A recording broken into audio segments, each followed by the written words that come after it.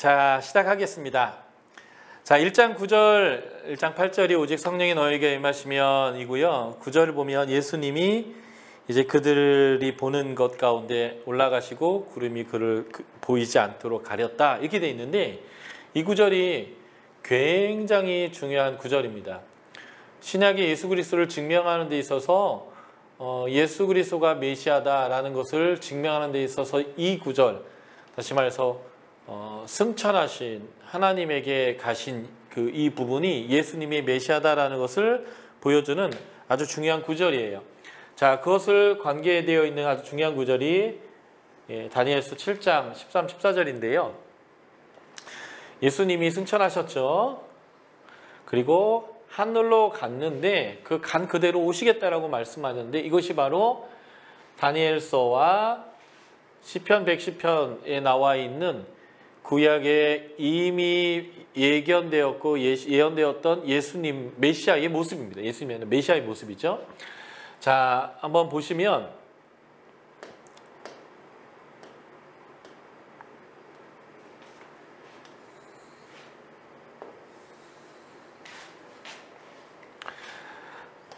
다니엘이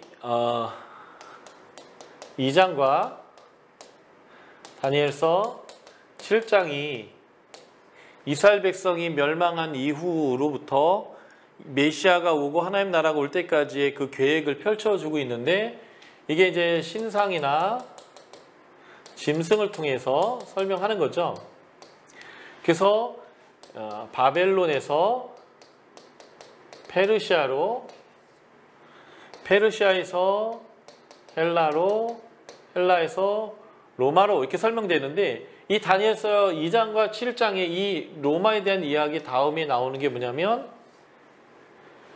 2장에서는 사람이 손대지 않은 돌, 뜨인 돌이죠. 돌과 7장에서는 인자와 같은 이가 등장하는데 이 둘 모두가 예수 그리스도에 대해서 말하는 거예요. 바로 이 인자와 같은 이에 대한 구절이 다니엘서 7장 13, 14절인 거죠. 인자와 같은 이가 예수님인데 그래서 신약에서 예수님을 인자라고, 예수님이 스스로 자신을 인자라고 부른 것은 예수님의 성육신이나 인간됨에 대한 표현, 이것은 후대의 기독론 논쟁에서 오는 개념이라고 저는 생각하고요. 예수님 자신이 자신을 인자라고 표현하고 복음서에서 인자라는 표현은 바로 이 다니엘서에서 예약했던 내 제국 이후에 영원한 하나님의 나라, 쇠하지 않는 그 하나님 나라를 가지고 오시는 메시아가 나다라는 표현으로서 인자라는 용어를 예수님이 쓰신 걸로 저는 해석합니다. 이 인자 같은 이가 구름을 타고 옛적부터 항상 계시니 하나님이겠죠. 그에게 인도되었다라는 거예요. 이게 예수님의 승천이죠. 예. 그래서 스데반이 설교 잘 해놓고 돌 맞아 죽었던 이유가 뭐예요? 하나님 우편에 예수님 서신 것을 보노라 이 말에 돌에 맞아 죽었는데 그 말에 왜 유대인들이 참지 못했냐면 그 예수님이 바로 다니엘서에서 말했던 그 메시아다 라고 확정적으로 말함으로 인해서 돌 맞아 죽었던 것이죠. 그래서 하나님에게 갔다, 하나님과 함께 있다, 승천했다라고 이해하는 말 이 자체가 이들에게 있어 유대인들에게 원독자에게 있어서는 메시아다라고 하는 너무 확증적인 이러한 메시지가 되는 거고요.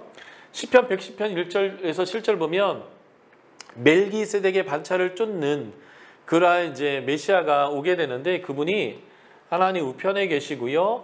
노하시는 날 예수님의 재림 때고 욤 야훼 여호와의 심판의 날이죠. 진노의 날에 열방을 파할 거다라고 얘기하는 거예요. 그래서 이 내용이 다 지금 이 사도행전 1장 9절 예수님이 하늘로 올라가셨고 구름이 가리었고 너희가 왜 하늘 쳐다보고 있느냐 이분은 올라가신 그대로 너희에게 올 것이다 라고 하는 이 표현 자체가 얼마나 무게감 있는 예수님이 메시아임을 확증하는 얘기인지를 우리가 구약의 암시를 통하여 인용되어져 있는 건데 이것을 이렇게 문구 그대를 인용한 게 아니라 그것을 이렇게 배어 있게 되어 있는 게 암시죠. 이 암시를 통해서 이걸 설명하는 겁니다. 그래서 예수 그리스도가 부활했다. 그리고 승천했다라고 하는 이 메시지 자체가 예수님의 메시아성을 확실하게 보여주는 내용이 됩니다. 자, 1장은 두 가지 사건이 있는 거죠. 하나는 예수님의 승천.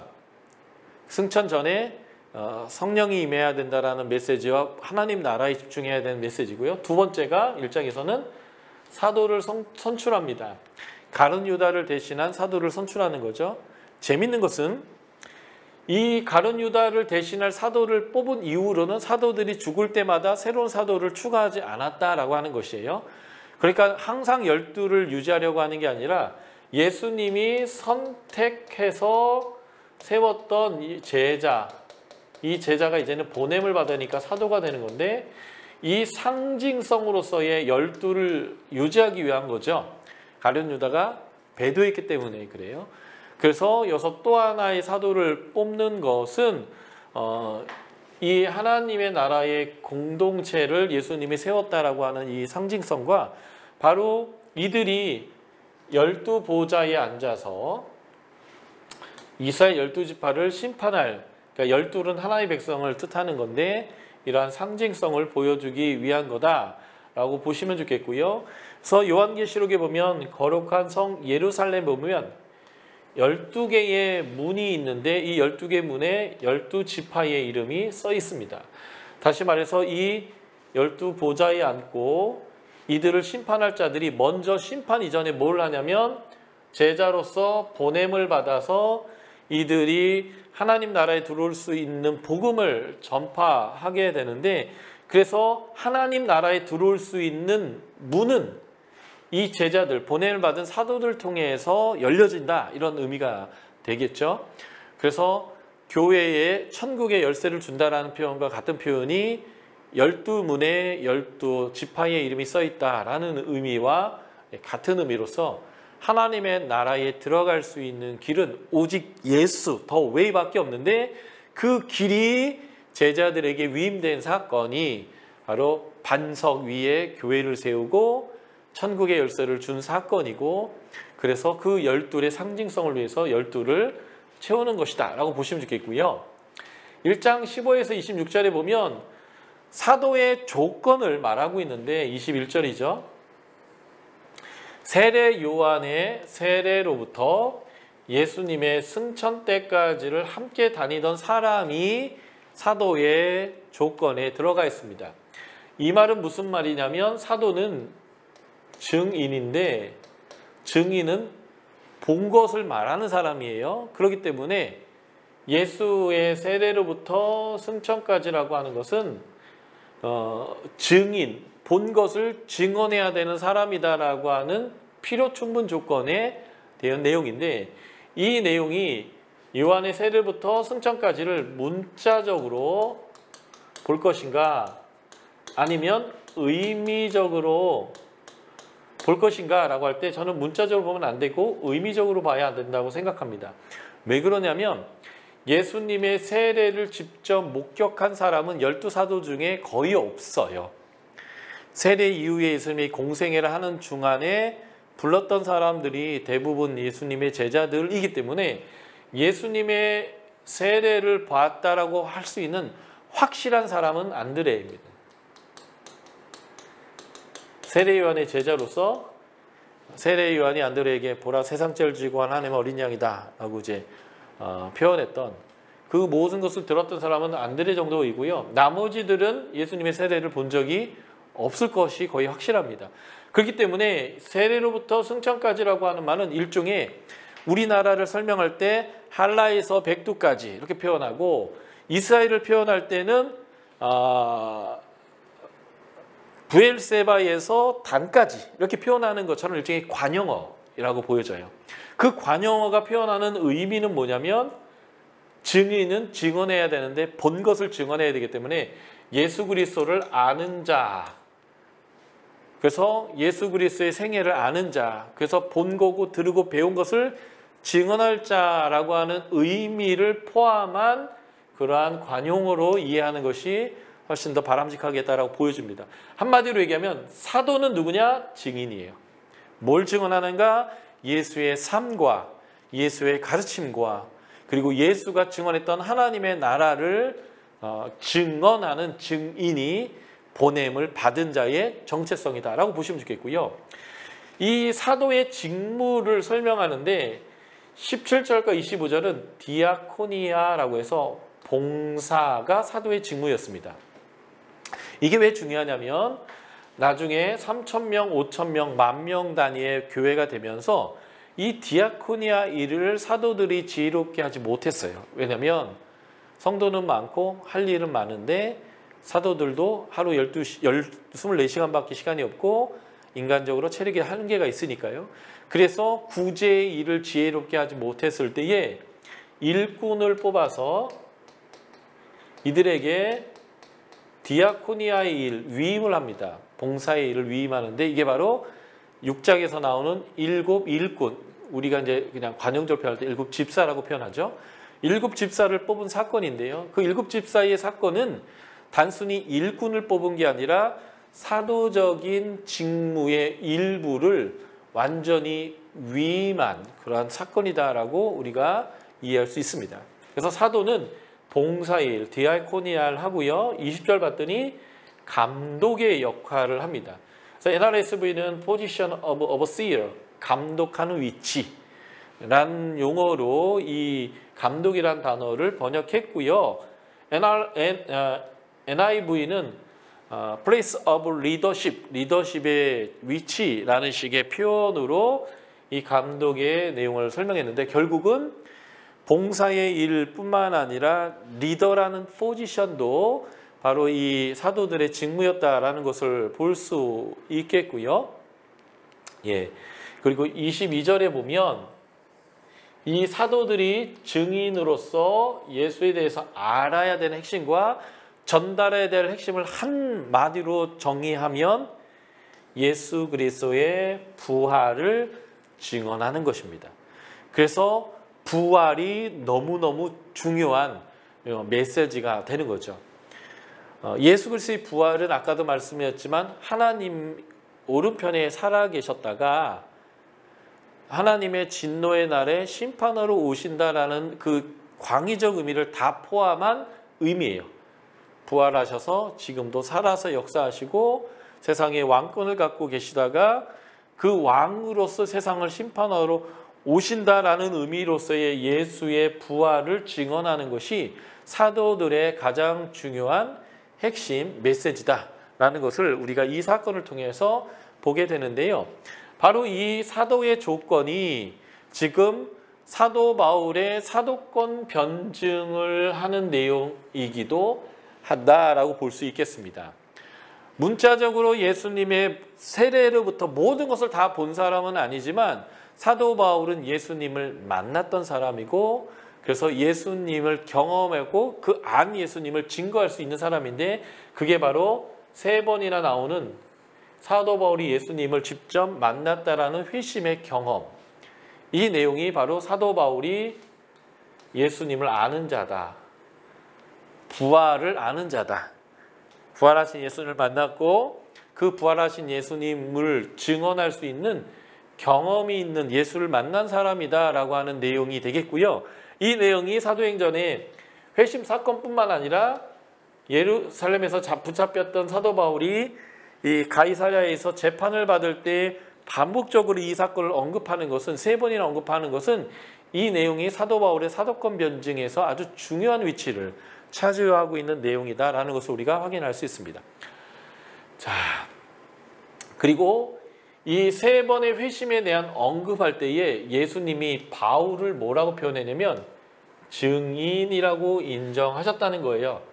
사도의 직무는 예수 그리스도의 부활을 증거할 사람이라고 우리가 사도행전 1장 가룟 유다를 대신하여 뽑는 사도적인 내용에서 나왔는데 이 바울이 증인으로서 하나님께 부름을 받았어요. 그래서 내 이름을 이방인과 임금들과 이스라엘 자손들에게 전하기 위해 택하여 나의 그릇이고 그래서 보고 들은 것의 증인, 증언해야 한다라는 표현으로 그의 회심의 내용에서 사도 바울이 증인으로 인정받았는데 이 사도 바울이 증거하는 내용이 뭐냐면 예수 그리스도의 부활이 그 증언의 핵심이에요.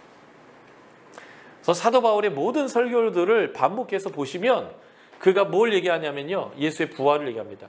하나님이 죽은 자 가운데서 그를 살렸다. 1차 전도여행 비시대 안디옥에서 그렇게 설명했고요.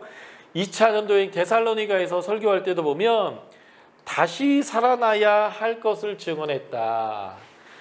아테네에서 사도행전 17장이죠. 2차 전도회 때 아테네에서 보면 그를 죽은 자 가운데서 살리신 것이다. 그래서 예수님의 부활이 사도 바울의 설교의 핵심 주제였다는 거예요. 계속 볼까요? 예루살렘에서 죽은 자의 소망 곧 부활로 말미암아 내가 신문을 받는다라고 사도 바울이 증언했고요. 가이사랴에서도 보면 의인과 악인의 부활이 있으리라. 그래서 부활에 대한 설교를 하고 있고요. 가이사랴 베스도 앞에서 보면 예수라는 이가 죽은 것을 살아있다고 바울이 주장한다라고 고소를 당해요. 근데 사도 바울이 늘 얘기한 게 부활이기 때문에 이 부활이 잘못됐다고, 이 가르침이 잘못됐다고 고소당하는 거죠. 아그리파 앞에서 가이사랴에서도 얘기할 때 보면 다시 살아나셨다 그리스도가 라고 분명하게 그의 증언이 이렇게 연결되고 있습니다. 그러므로 이 사도행전 1장에 나와 있는 두 번째 사건인 12 중에 하나가 배도했을 때 그 하나를 채우는 이 사건에 대한 기록의 목적이 여러 가지 있을 수 있죠. 실제로 뽑았으니까요. 그런데 그 뽑을 때의 사도는 누구인가, 무엇을 증언하는가 라는 이 내용이 중요한 거고요. 그 내용 자체가 사도 바울이 데오빌로를 포함한 서방교회에 복음을 전했는데 그가 사도였다라고 하는 것을 보여주는 아주 중요한 의미로서 표현되고 있는 것이 12사도 중에 한 명을 뽑은 사건이다라고 볼 수 있겠습니다. 그래서 우리가 이제 증인, 성령, 권능 뭐 이런 것들에 대해서 정리해야 되잖아요. 자, 1장 3절에 보면 증인은 누구인가? 부활에 대한 확실한 증거를 가진 애예요. 부활에 대한 확실한 증거를 가진 사람이고 하나님의 나라의 일을 40일 동안 예수님이 가르쳤고 그 하나님의 나라의 일을 배우고 전하는 사람들이 증인입니다. 그러니까 지금 우리는 누구인가? 예수의 부활을 증거하는 자가 되어야 하고 하나님 나라의 일에 관심을 두고 그것을 배우고 전하는 사람이 되어야 하는 거죠. 1장 4에서 8절 봤더니 성령이 임하고 성령의 권능을 받은 자가 증인이에요. 증인의 필수 조건이죠. 성령을 받는 것. 그래서 성령의 권능을 갖는 것. 그래서 증인은 땅 끝까지 이르러서 복음을 증거하는 삶으로 부름받았다라는 거고요. 1장 9절 봤더니 이 증인들은 예수의 승천의 목격자들이에요. 1차 증인이니까 그랬을 거고요. 10절 11절 보면 예수 그리스도의 재림에 대해서 내가 이 올라간 그대로 다시 오리라고 하는 재림에 대한 약속을 직접 들은 자들입니다. 그래서 우리는 부활뿐만 아니라 예수님의 재림에 대해서도 증언해야 되는 사람이에요. 이거는 아주 복음 전도에서 핵심의 메시지입니다. 단순히 교양적인 잘 산다, 복 받는다 이런 개념을 넘어서서 우리의 복음의 핵심 메시지 중에 하나는 예수님이 부활하셨고 그분이 다시 오실 것인데 그 오시면 그 심판이 극심하기 때문에 빨리 도끼자루가 나무 밑둥에 놓여있는 이 긴박한 때에 주님에게로 빨리 돌이켜야 하고 회개에 합당한 열매를 맺어야 된다라고 하는 이 예수의 부활과 재림에 대한 메시지가 증인의 핵심이 되는 거죠. 예. 그래서 1장 21에서 22절 보면 예수를 경험한 사람으로서 그의 죽음과 부활을 증거할 사람이고 회개와 제사함에 대해서 선포하는 자가 바로 증인이다라는 것들을 우리가 1장을 통해서 정리할 수 있어요. 그러니까 제가 이제 제 말로 이 내용들을 정리한 것인데 여러분들이 매 장마다 이제 앞으로 제가 몇 장 하다 말 거거든요. 증인이 뭐다 이런 얘기를 이렇게 따로 정리하는 것은 강의하는 내용 안에 포함은 되겠지만 여러분들이 이 증인, 권능, 성령에 대해서 매 장마다 한번 쭉 정리를 해보시는 것이 중요합니다. 왜 그러냐면 그게 바로 우리의 원독자가 아니어도 지금 우리에게 주어지는 아주 중요한 메시지, 이 책의 기록 목적이기 때문에 그렇죠. 성령은 뭘까요? 1장 2절 봤더니 하나님의 명령과 말씀이 전하여지는 통로가 성령님이십니다. 그래서 개역 성경이나 현대인 성경은 사도에게 성령으로 명하셨다 이렇게 돼 있고요. 세번역 NRSV, NIV는 성령을 통하여, 표준세번 공동번역은 성령의 힘으로 이렇게 하셨다 이렇게 되어 있거든요. 결국 성령은 우리에게 하나님의 명령, 말씀이 전달되어지는 통로의 역할을 하는 것을 알 수 있고요. 1장 5절 6절 봤더니 물세례와는 다른 세례다라는 것을 우리가 분명히 알 수 있고요. 이게 아주 중요합니다. 성령은 약속하신 것이에요. 그래서 선물입니다. 구원도 선물이고요. 이 구원을 통해서 우리에게 주시는 성령님도 선물이고요. 그래서 성령을 통해서 주어지는 권능이죠. 방언, 예언, 통변, 치유 뭐 이런 것들, 권능도 선물이고, 직임, 누구는 사도로, 누구는 복음 전도자로, 누구는 교사와 목사로, 누구는 이런 이제 하나님의 이제 그 직임, 직책도 성령이 우리에게 주시는 선물이 되겠죠. 그래서 이 모든 것이 선물입니다. 다시 말해서 하나님이 원하셔서 원하는 자에게 주는 것이라는 거죠. 그래서 선물을 받는 방법은 약속했으니까 주세요 하는 것인데, 이게 이제 이 성령에 대해서 아주 중요한 개념이다라고 보시면 되겠고요. 1장 8절을 봤더니 성령을 받으면 권능을 받게 되고 결과적으로 증인이 되게 한다라고 하는 것.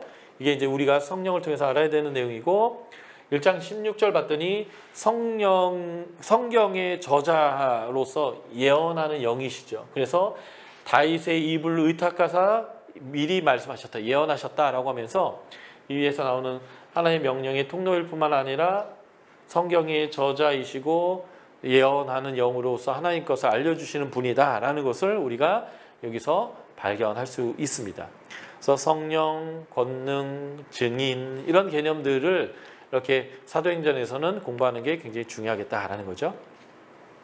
자, 그리고 2장으로 넘어가면 이제 누가복음 24장에서 얘기했던 약속하신 것, 위로부터 오시는 것이 임하는 사건이 이루어지는데, 이게 바로 오순절 때 일어났던 성령 강림 사건입니다.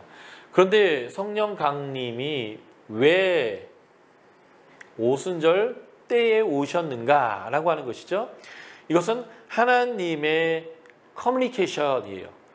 구약을 통해서 신약을 이해시키고자 하는 구약적인 하나님의 계획이 신약 안에서 어떻게 확장되어지고 완성되어져 가는지를 보여주기 위한 하나님의 커뮤니케이션이다라고 저는 생각하는데요. 그래서 구약의 유월절과 구약의 유월절과 오순절을 신약의 유월절과 오순절과 비교해 보면 우리가 알 수 있는데요. 구약의 유월절은 이스라엘이 구원받은 때이고요. 이때 중요한 게 어린 양의 피로 인하여서 애굽의 모든 장자들은 죽었음에도 불구하고 이스라엘 백성은 그 진내로부터 넘어가졌는데, 이것이 신약으로 넘어오면 예수님이 십자가에서 죽으신 때가 365일 중에 유월절과 연결시키는 이유는 이스라엘 백성의 구원처럼 새 이스라엘의 구원을 하나님이 구약 때처럼 하시는 것을 보여주는 거예요. 이게 하나님 나라를 이스라엘 민족을 통해서 세우신 건데, 신약에서 하나님의 나라를 하나님이 다시 시작하는 거죠. 왜냐하면 이 나라가 멸망했는데 지금 회복하시는 하나님의 계획인 거죠. 그래서 어린 양의 피와 연관된 게 예수 그리스도의 피이고, 그래서 요한복음 1장에서 세례 요한이 안드레를 포함한 제자들에게 이렇게 표현한 거예요. 보라, 세상 죄를 지고 가는 하나님의 어린 양이다 라고 예수님을 표현했다는 거죠. 사복음서 중에 예수님을 하나님의 어린 양이라고 표현한 유일한 복음서가 바로 요한복음입니다. 세례 요한이 그렇게 언급했죠. 그래서 큰 민족에 대한 아브라함의 언약이 성취되는데, 이 아브라함의 자손이 큰 민족이 되는데 그 아브라함의 자손이 어떻게 구분되냐면 갈라디아서 3장을 봤더니 아브라함처럼 믿으면 아브라함의 자손이 된다는 거예요. 인종과 상관없이 믿으면 아브라함의 자손이 되고 아브라함처럼 복을 받고 그리고 성령을 선물로 받는다. 이게 이제 갈라디아 3장에서 성경을 가지고 이제 창세기 15장 6절 아브라함 믿으니 이를 의로 여겼다라는 구절을 인용하신 다음에 믿음이 결과가 바로 아브라함의 자손이 된다는 것을 설명할 때 이것을 성취를 말해줬는데요. 그래서 이스라엘 민족이 아브라함으로부터 이스라엘 민족이 나왔던 것처럼 새 이스라엘이 바로 이 아브라함의 후손이 되어지는데 그게 바로 처음에는 어린 양의 피로 출애굽했다면 이제는 예수 그리스도의 피로 죄와 사망으로부터 모든 나라 모든 민족이 구원받는 것, 이것을 설명하기 위해서 6월절 때 예수님이 돌아가셨고요. 그리고 출애굽기 19장 1절 출애굽한 지 3개월에 3달 되던 해에 세 번째 달에 이렇게 표현되어 있는데 히브리어 마스터 텍스트 원문에 보면 여기에 그 출애굽한 지 우리 개역성경에는 3월 초로 되어 있거든요.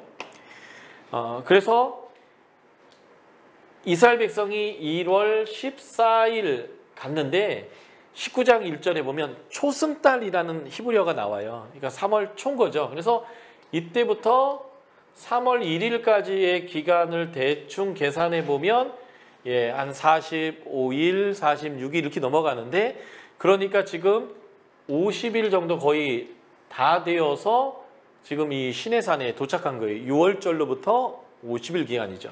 그래서 유대인들은 이 오순절 이때에 시내산에서 율법을 수여받고 하나님이 성막을 준 것으로 이해하고 있는데 바로 이렇게 하나님의 성막에 하나님의 불이 임재하고 하나님과의 언약이 성립된 것 같이 오순절 성령 강림 때에 불이 교회 공동체의 성막의 역할하는 하나님의 교회에 임재하셔서 하나님의 성령으로 이 공동체가 성전이고 하나님 나라다라는 것을 인치신 사건이 바로 오순절 성령 강림 사건이라는 거죠. 그래서 이 출애굽 때의 오순절과 지금 예수 그리스도를 통해서 성령이 오신 이 오순절을 비교하여서 하나님 나라가 왔다라는 것들을 일부러 드러내기 위해서 예수님은 6월절에 죽으시고 오순절 때 성령을 주신 사건이다라는 것을 보게 됩니다. 그래서 하나님이 이 아브라함을 부르시게 되는 아주 중요한 원인의 사건이 뭐냐면 바벨탑 사건이에요. 그래서 하나님이 인종을 분정하시고 내 백성을 통하여 그들을 다 하나로 다시 모으기 위해서 아브라함을 불렀는데 바로 이 아브라함의 후손들, 믿음의 자손들을 통해서 모든 나라 민족이 하나로 통합되는 이를 위한 상징적 행동이 벌어졌는데 그게 뭐냐면 오순절 성령 강림 때에 모든 나라의 방언들로 사도들이 방언을 함을 통해서 모든 나라의 사람들에게 복음을 전하는 이 사건이 벌어졌는데 이것은 바벨탑 사건을 통해서 아브라함을 부르신 사건이 지금 성취되어 감을 설명하는 거죠. 그래서 이 예루살렘에 온 로마 구레네 지금의 리비아죠. 애굽을 포함해서 아시아 이 지역 그리고 이 모든 아라비아 지역까지 모든 사람들이 예루살렘에 왔는데 이들이 자신의 말로 하나님의 메시지를 예언하심을 들었던 이 사건은 놀라운 이러한 구약의 아브라함을 부르시고 모든 민족을 구원하려고 하는 하나님의 역사의 시작을 보여주는 내용입니다.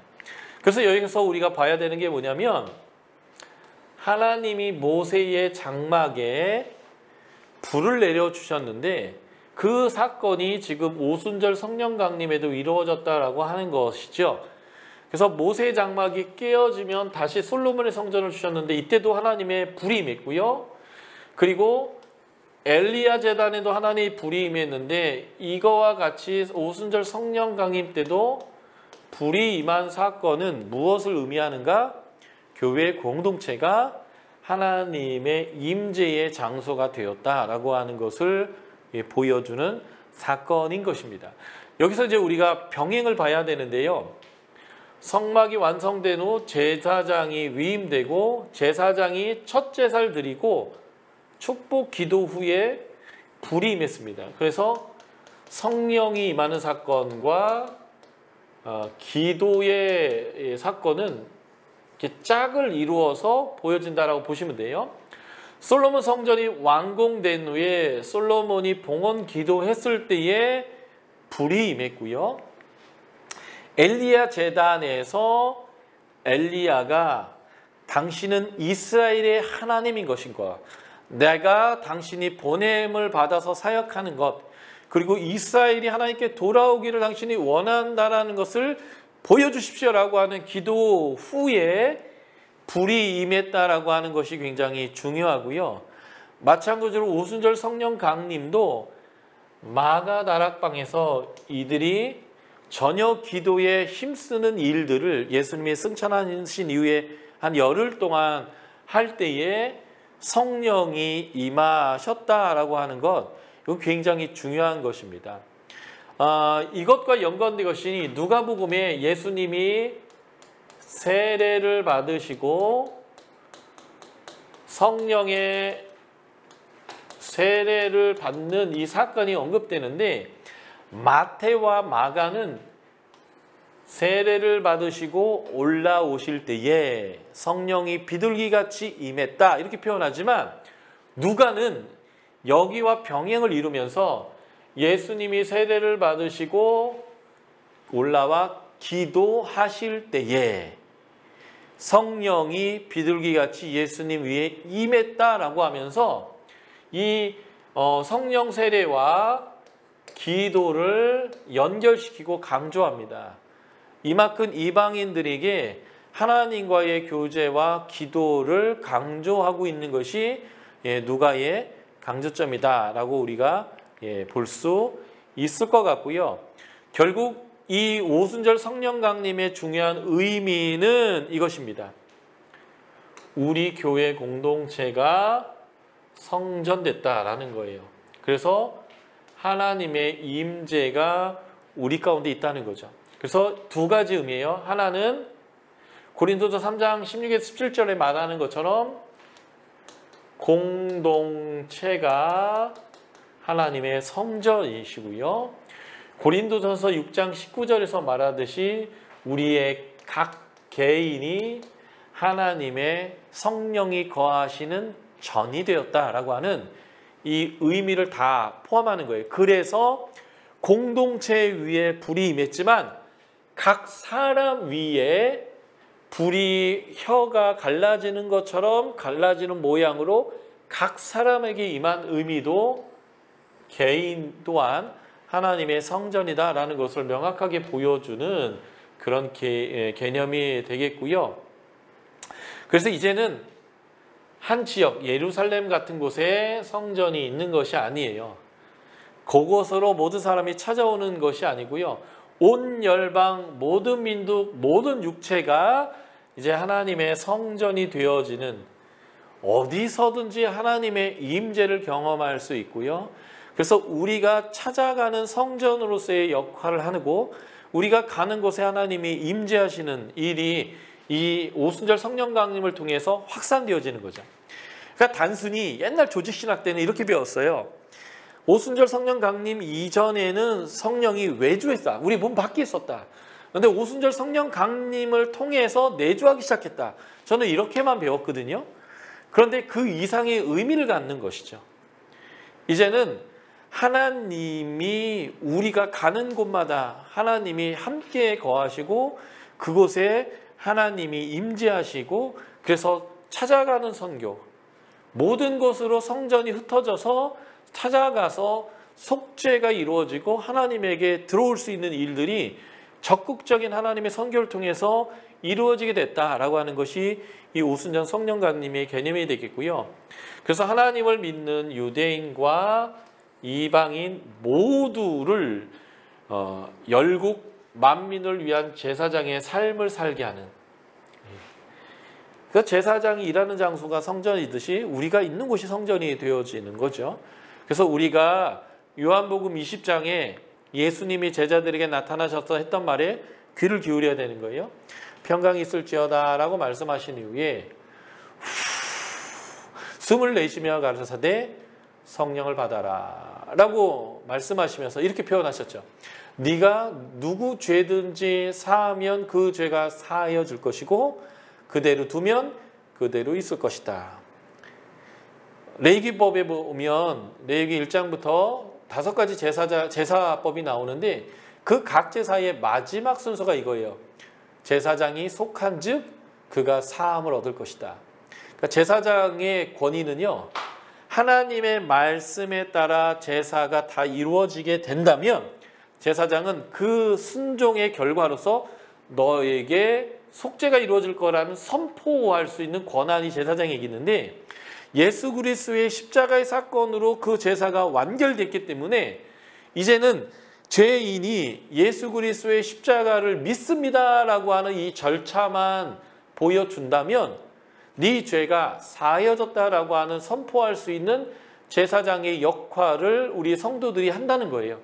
그게 바로 요한복음 20장에 나온 네가 누구 죄든지 사하면 사하질 거다라는 메시지인데, 그 전제 조건이 뭐예요? 성령을 받아라. 성령을 받은 우리가 성령의 전이고 성령을 받은 우리가 제사장의 역할을 하게 될 거라는 거예요. 그래서 우리가 만민을 위한 제사장이 되는데, 유대인은 이방이든 한마디로 해서 모든 성령 받은 사람들은 다 하나님의 제사장의 역할을 할 수 있게 되는 거죠. 이게 바로 베드로전서 2장 9절에 나왔던 만인 제사장론이에요. 너희는 택하신 족속이요 왕같은 제사장이요 거룩한 나라요 그의 소유된 백성이다. 그래서 하나님이 우리에게 주신 이 아름다운 일, 이 아름다운 덕을 선포하는 일에 우리가 부름을 받은 만인 제사장이 됐다라고 하는 이 내용이 오순절 성령 강림의 사건의 아주 중요한 의미죠. 성령이 외주했다가 이제는 내주하게 됐다. 그보다 더 중요한 것, 그것은 하나님의 성령의 전이 되고 하나님의 더 적극적인 선교의 일들이 이 일을 통하여서 이루어지고 아브라함을 부르셨던 그 사건이 이제는 더 완결적으로 성취되어져 가는 그 일에 우리의 아브라함의 자손들이 부름받은 그 놀라운 사건이 오순절 성령 강림의 사건이다라고 보시면 되겠습니다. 다음 주는 저희가 이 오순절 성령 강림 이후에 베드로의 설교로부터 출발할 것이고요. 제가 이제 전 시간에도 말씀드렸지만 초대교회 설교의 핵심은 구약의 인용을 통하여서 예수님이 메시아다라는 것을 증명하는 내용인데, 이 베드로의 설교를 보면 정확하게 그렇게 이루어지고 있어요. 베드로의 모든 설교를 비교해봐도 그렇게 하고 있는 것을 우리가 볼 수 있는데, 그런 내용들은 이제 다음 주 이 오순절 성령 강림 이후의 베드로의 설교를 통해서 우리가 한번 살펴보도록 하겠습니다.